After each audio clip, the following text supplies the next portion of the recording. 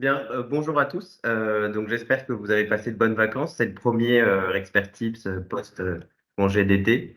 Et le sujet qui va nous animer aujourd'hui, c'est de savoir comment vous pouvez améliorer vos prises de parole en public. Donc c'est vrai que c'est un sujet qui génère toujours beaucoup d'inquiétudes chez les personnes qui sont amenées à s'exprimer devant un auditoire. Donc la question à laquelle on va essayer de répondre aujourd'hui, c'est justement comment est-ce qu'on peut améliorer les prises de parole en public. Alors, une fois de plus, on va sans doute un peu casser, pardon, l'image que les gens peuvent avoir des experts comptables. Mais effectivement, aussi étonnant que cela puisse paraître, on est quand même régulièrement amené au cours de nos missions à prendre la parole en public. Donc, je vous confirme que nous sortons bien de nos bureaux pour différentes raisons et auprès d'un nombre d'interlocuteurs assez variés, que ce soit des sachants, des profanes, dans le cadre d'une soutenance d'un appel d'offres, d'une présentation de bilan, d'une formation dispensée à des collaborateurs, etc. Donc, en ce qui me concerne, moi, j'enseigne depuis 5 ans dans une université parisienne. Donc, j'ai un peu plus l'habitude de prendre la parole en public. Et je peux vous dire qu'au début, c'était vraiment très compliqué et source de beaucoup de stress.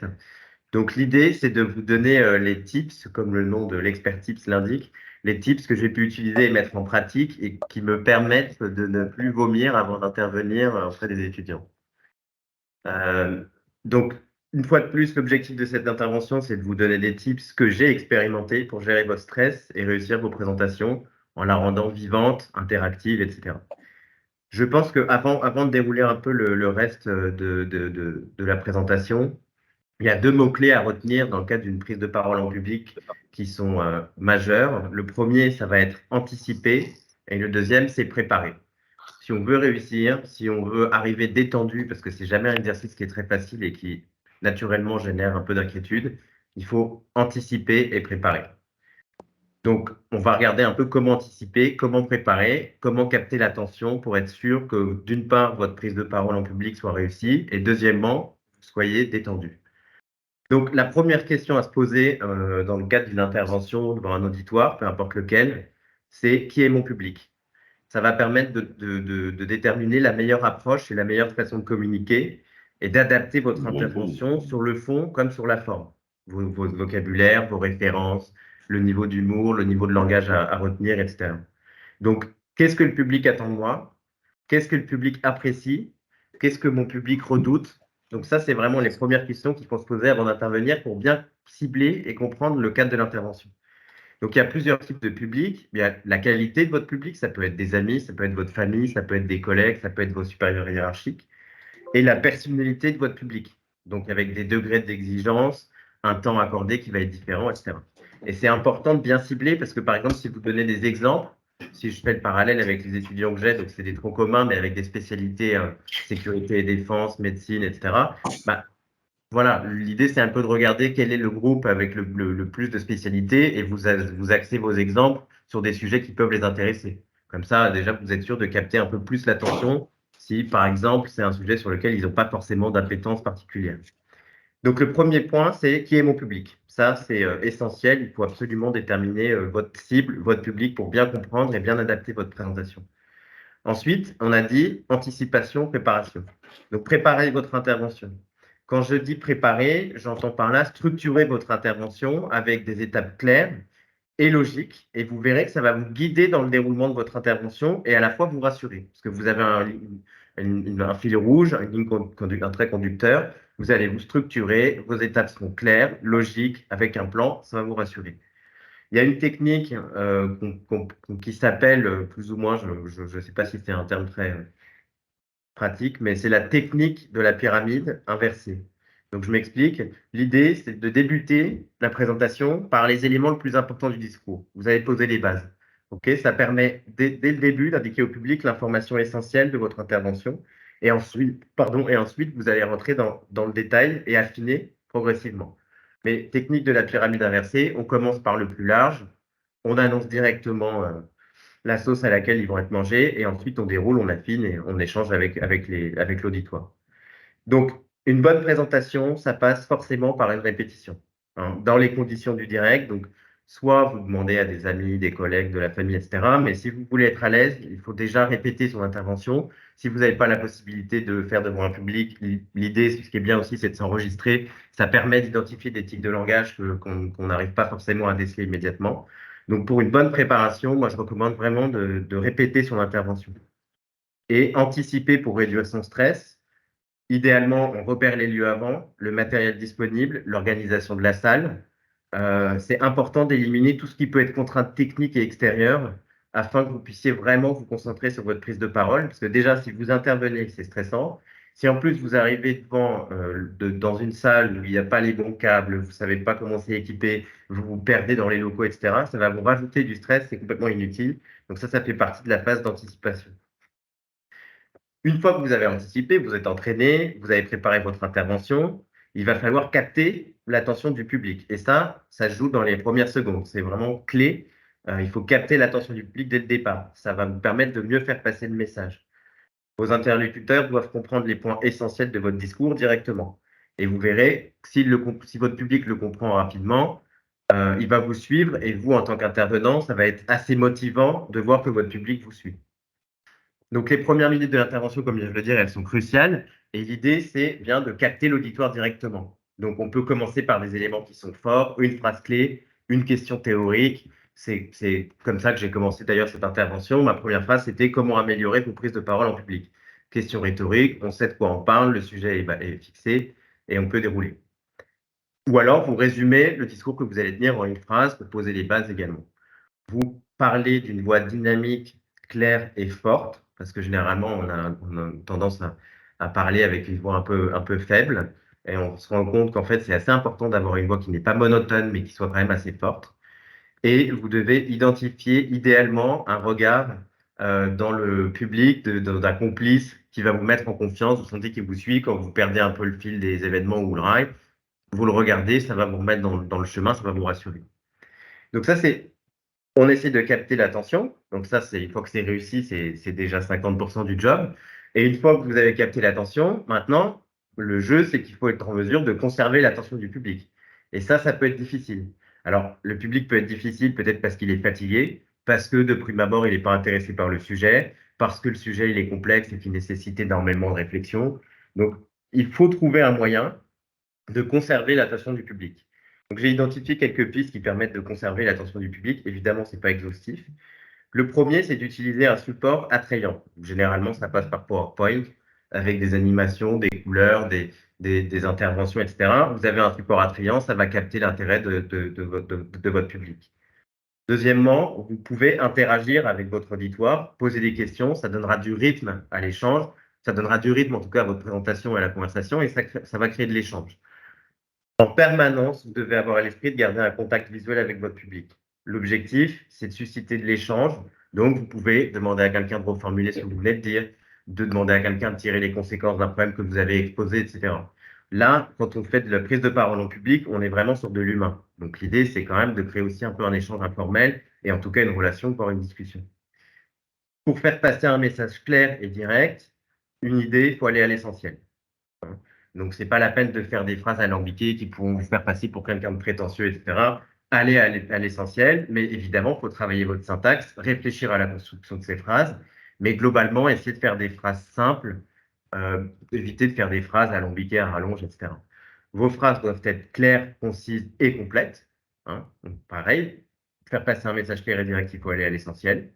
Et ça, c'est parfois un peu compliqué quand on est stressé par la prise de parole, stressé par la durée qui nous est allouée, etc. On a tendance à parler un peu trop rapidement.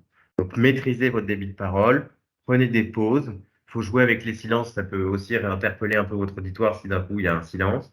Parlez calmement et vous verrez, en fait, on se pose et on va vite vous arriver à comprendre que ça ne sert à rien de parler vite et qu'en plus, vous allez montrer à votre auditoire que vous êtes stressé. Donc, maîtrisez votre débit, parlez calmement, ménagez-vous des pauses sur les moments qui sont cruciaux, variez les rythmes, n'hésitez pas à répéter plusieurs fois les grandes idées que je voulais transmettre, sachant qu'avec le stress, automatiquement, on parlera plus vite. Hein. Donc, dans ces cas-là, vous gardez bien les deux pieds ancrés dans le sol, bien droit, et vous faites des grandes expirations, un peu comme une relaxation de yoga. Au début, ça sera un peu visible, et après, vous verrez que ça va devenir un réflexe et que votre voix sera posée et vous serez un peu moins stressé. Donc, pour gérer le stress, je pense que si on fait un rapide tour de table auprès des participants, le premier mot qui va venir à l'esprit de quelqu'un qui doit prendre la parole en public, alors ça dépend du nombre de personnes en face, etc., ça va être stress. Donc, la question va se poser, c'est comment je peux gérer ce stress. Premièrement, il faut avoir en tête qu'il faut accepter ce stress. Il ne faut pas en avoir honte. Tout le monde est stressé quand il doit prendre la parole en public. Parfois, on peut même se dire au début de la présentation de l'avouer, dis donc, vous êtes nombreux, ça me rajoute un peu de pression, voilà, etc. J'ai pas l'habitude de cet exercice, etc. Ça va vous permettre d'obtenir la sympathie de votre auditoire en début d'intervention. Et il y a un autre faux ami, c'est les notes. Généralement, quand on est stressé, on se dit: «Je vais tout écrire, j'aurai tout sous les yeux, ça va être super, comme ça je sais où je vais pas me tromper, je connais mon sujet». Alors ça, c'est vraiment un faux rempart qui va vous bloquer. Il faut pas, à mon sens, ne notez pas de grandes phrases toutes faites avec un plan très détaillé, et cetera. Vous notez les grandes idées, les grandes étapes et ensuite vous verrez, comme vous connaissez de toute façon votre sujet, parce que vous l'avez préparé en amont, le cerveau, il va faire les liens lui-même. Il va construire les phrases lui-même. Vous savez parler français, vous mettez les grandes idées, les grands axes et après les liens, ils se font tout seuls. Donc détachez-vous de vos notes, ça c'est vraiment crucial et en plus, votre auditoire, s'il a quelqu'un en face de lui qui lit, on parlait de votre intonation de voix, la voix va être monotone, ça va être un peu pénible, vous allez le perdre. Donc on accepte son stress, on se détache absolument de ses notes et on met juste des grandes étapes et on garde en permanence le contact avec le public pendant son discours où on essaye d'avoir des regards un peu alliés et cetera pour générer de la sympathie et rester dans l'échange. Ensuite, donc le stress va générer chez n'importe quel être humain un langage corporel ou non verbal. Donc je m'explique, il y a plusieurs paramètres sur lesquels vous pouvez jouer lorsque vous faites une prise de parole en public et j'ai notamment décliné les points suivants: le regard, la posture, la respiration, la voix et le sourire. Donc si on les reprend rapidement dans l'ordre, le regard, on regarde loin et tout le monde. On donne à chaque membre de l'assistance le sentiment qu'il va être unique. Donc on balaye du regard de l'assistance et on s'arrête au moins une fois sur chacun. Bon, ça dépend si c'est une très grande assistance, c'est un peu compliqué, mais le but, c'est de donner le sentiment à chaque membre de l'auditoire qu'il est unique et que vous êtes là vraiment pour lui. Concernant la posture, il faut une posture confortable dans laquelle vous êtes à l'aise, les bras libérés, vous êtes posé sur ses 2 jambes, assis ou debout. Je pense que debout, c'est toujours un peu plus vivant, mais après ça, c'est chacun qui gère. Toujours en face de votre, public, hein, parce que parfois on se rend pas forcément compte au cours d'une présentation et puis il se retrouve qu'on est coincé dans un coin et qu'en fait, il y a toute une partie de la salle qui ne nous voit pas et cetera, donc on est vraiment en face de son public. Donc ça, c'était pour la posture. Pour la respiration, c'est hyper important, mais généralement on l'oublie. Il faut penser à respirer, laisser des temps de pause. Vous pouvez appliquer les techniques de relaxation qu'on a vues précédemment, mais si vous respirez pas, votre intervention va être moins fluide et ça va se ressentir sur l'impact que vous pouvez avoir au niveau de votre auditoire. Au niveau de savoir, on la pose, on la maîtrise, on travaille notre élocution et notre articulation, bah, justement, en fonction du public notamment que vous avez. Le débit, on en a déjà parlé, vous y allez doucement et évidemment, il est préférable de sourire parce que c'est communicatif et ça va mettre votre auditoire dans de bonnes dispositions d'écoute. Ensuite, si on regarde, pour conclure rapidement, j'ai fait un peu les plus et les moins. Quelles sont les erreurs à éviter lors d'une prise de parole? Et en synthèse, qu'est-ce qu'on doit faire, les grandes étapes clés pour réussir? Donc, les erreurs à éviter, on évite les «e», les mots qui se répètent sans cesse, qui bougent quand on est un peu paumé et cetera. Nous, on a tendance à ne pas s'en rendre compte. C'est pour ça que je vous recommande de vous enregistrer ou de vous entraîner devant un public fictif qui, lui, pourra vous dire: «Bah, là, j'ai identifié tel truc, tu as répété ça assez régulièrement» et cetera. Si on ne s'entraîne pas, en fait, on ne sait pas et on se retrouve piégé et quand vous êtes pris dans votre présentation, vous vous rendez pas compte. Par contre, le public, oui. Donc, on évite les mouvements parasites avec des bras hyperactifs. On essaye de véhiculer une image de tranquillité via son langage corporel. On regarde pas toujours dans la même direction, mais on regarde tout le monde et on essaye de pas avoir une voix monocorde. OK? Et le fait d'avoir une voix monocorde, généralement, ça va venir si vous lisez trop vos notes. Mais on a dit que personne n'allait lire ses notes puisque vous n'allez pas rédiger, vous allez juste mettre les grandes étapes et le cerveau est suffisamment bien fait pour que vous soyez en mesure de faire les liens seul. Donc si, en synthèse, on doit résumer les grandes étapes clés d'une prise de parole réussie et en tout cas la manière dont vous pouvez améliorer, les vôtres. On prépare son discours avant la prise de parole publique, ça semble naturellement préférable. On repère les lieux et on teste le matériel avant. On connaît son public parce que de votre public va dépendre la qualité et le type d'intervention que vous allez avoir. On débute pour capter l'attention de son auditoire par résumer votre intervention en une phrase clé. Ça permet d'être clair, simple et percutant, hein. on accorde autant d'importance à la forme qu'au fond. Hein. Si vous avez un support attractif, ça va vous faciliter aussi, vous, dans le cadre de votre présentation sur le fond. On interagit au maximum avec l'auditoire dans la mesure du possible, évidemment, ça dépend à nouveau de type d'intervention, mais on essaie de créer du lien, on est dans l'humain. On parle lentement, distinctement et fort. Ne pas hésiter à faire des pauses et à répéter les choses plusieurs fois, calmement, pour bien remettre les grandes idées majeures dans la tête des participants. On essaye de regarder dans la mesure du possible le public dans les yeux, donc c'était toujours un peu différent quand c'est une intervention en ligne. Et à la fin, vous soignez bien la conclusion et toujours une ouverture pour créer un échange. Dans tous les cas, sur une prise de parole en public, il faut oser la spontanéité, l'humour, bon, dans la mesure du possible en fonction de votre auditoire, mais gardez en tête que la prise de parole en public, c'est avant tout de l'humain. Donc faites-vous confiance, amusez-vous et ça se passera très bien. Donc peut-être que la prochaine fois, il y en aura un d'entre vous qui interviendra au cours d'un expert tips et vous repensez un peu à tout ce qu'on vient de se dire là. N'hésitez surtout pas si vous avez des questions. Merci Adrien, c'était top. Il y a une question, je vois que je vais te lire. Que nous recommanderiez-vous pour se former dans la prise de parole en public sans y laisser le bras? C'est-à-dire sans payer trop cher, j'imagine. Je suis déjà membre de Toastmasters Asso. C'est une asso de prise de parole en public. Auriez-vous des astuces, outils à utiliser, formations à nous recommander pour aller plus loin? Alors, des formations à recommander, j'avoue que j'en ai pas sincèrement à vous recommander. Moi, je sais que je pense que le mieux à faire, c'est de s'impliquer, notamment dans vos entreprises.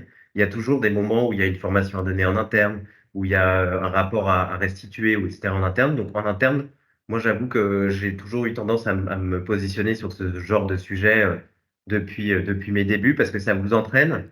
Vous avez un public en face de vous qui est quand même pas le plus compliqué puisqu'il n'y a pas beaucoup d'enjeux, c'est en interne, c'est vos collègues, ça vous forme. Donc moi, j'avoue que je me suis toujours positionné sur ce genre de sujet. Et après, non, en termes de formation, j'avoue que c'est un peu compliqué. Moi, j'en connais pas. Après, toutes les interventions que vous allez faire, filmez-vous, regardez-vous et analysez un peu la situation, demandez à votre entourage. Et je vois, il y a Marjorie qui vient effectivement de Ouais. dire possibilité de prendre des cours de théâtre, j'allais y venir. C'est effectivement un très bon moyen de se sentir un peu osé et de se relaxer sur la prise de parole en public. C'est effectivement, j'allais conclure par ça aussi. Alors, est-ce que le support est un frein? Le fait de passer en même temps un support et que l'attention, du coup, est attirée par ça et pas l'intervenant? Je pense, alors moi, dans le cadre de mes interventions, dans les cours que je donne, je me suis aperçu que le support pouvait être un frein. Déjà, s'il est trop chargé, sur le support, on met vraiment que les grandes idées. Et en fait, ce que je fais, moi, c'est que maintenant, je déroule les idées au fur et à mesure. Donc, avec PowerPoint, on peut faire des animations. Et donc, si vous commencez une notion, ils ont déjà le slide avec toutes les données devant eux. Donc, finalement, vous allez être en train de parler du premier point, et eux, ils vont déjà être en train de noter le dernier.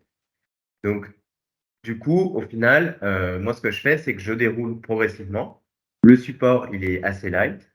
Moi, ils me guident dans ce que je veux transmettre.